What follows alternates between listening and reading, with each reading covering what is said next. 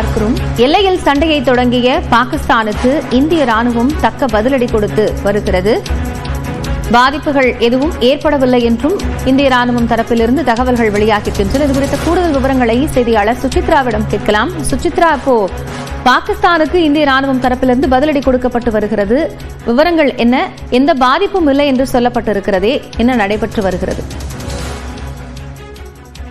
காயத்ரி, இந்தியாவுடனான ஷிம்லா ஒப்பந்தத்தை ரத்து செய்வதாக நேற்று பாகிஸ்தான் அதிகாரப்பூர்வமாக அறிவித்த நிலையில் அதிகாலை முதல் எல்ஓசி, அதாவது லைன் ஆஃப் கண்ட்ரோல் என்ற பகுதி, இந்தியா மற்றும் இடையே இருக்கக்கூடிய எல்லை பகுதியில் தற்பொழுது தாக்குதல் நடத்தியதாக இந்திய ராணுவமானது தெரிகிறது. அந்த பாகிஸ்தானுடைய தாக்குதலுக்கு தக்க பதிலடியை இந்தியா வழங்கியுள்ளதாகவும் இந்திய ராணுவமானது அதிகாரப்பூர்வ அறிவிப்பை வெளியிட்டிருக்கிறது. முதற்கட்ட தகவலை மட்டுமே இந்திய ராணுவமானது தற்பொழுது வெளியிட்டிருக்கவில்லை. சில பகுதிகள், குறிப்பாக பூஞ்ச் உள்ளிட்ட இந்தியா மற்றும் பாகிஸ்தான் இடையே இருக்கக்கூடிய அந்த ஒரு எல்லை பகுதிகள் உள்ளிட்ட பல்வேறு பகுதிகளில் பாகிஸ்தானுடைய ராணுவம் இன்று தாக்குதல் நடத்தியுள்ளதாகவும் அதற்கு இந்தியாவின் சார்பாக எதிர்வினை தாக்குதல் தக்க பதிலடியாக வழங்கப்பட்டுள்ளது என்ற ஒரு முதற்கட்ட தகவலை இந்திய ராணுவமானது தற்பொழுது அதிகாரப்பூர்வமாக வெளியிட்டிருக்கிறது. எந்தெந்த பகுதிகளில் இந்த தாக்குதல் நடைபெற்றது என்ற ஒரு தகவலை அவர்கள் வெளியிடவில்லை. இந்த தாக்குதலை பொறுத்தளவில் எந்த ஒரு உயிர் சேதமோ பாதிப்புகளோ ஏற்படவில்லை என்ற ஒரு விளக்கத்தையும்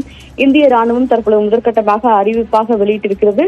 நேற்று அந்த ஷிம்லா ஒப்பந்தமானது ரத்து செய்யப்பட்டதில் எல்லை தாண்டிய தாக்குதல், குறிப்பாக எல்ஓசி பகுதிகளில் எல்லை தாண்டிய தாக்குதலில் ஈடுபடுவதற்கான ஒரு ஆயத்த பணிகளில் பாகிஸ்தான் இருந்து வந்ததில் அதற்கு தகுந்த பதிலடி என்பது வழங்கப்படும் என்ற ஒரு கருத்தையும் இந்திய ராணுவமானது நேற்றே தெரிவித்துள்ளது. இன்று ராணுவ தளபதி உபேந்திர திவேதி இன்னும் சற்று நேரத்தில் ஜம்மு காஷ்மீருக்கு வெளியே உள்ள நிலையில் தற்பொழுது இந்த தாக்குதல் என்பது அதிகாலை முதல் நீடித்ததாகவும் இந்திய ராணுவம் அதனை கட்டுக்குள் கொண்டு வந்துள்ளது என்ற ஒரு தகவலையும் இந்திய ராணுவம் தற்பொழுது அதிகாரப்பூர்வமாக அறிவித்துள்ளது. காயத்ரி,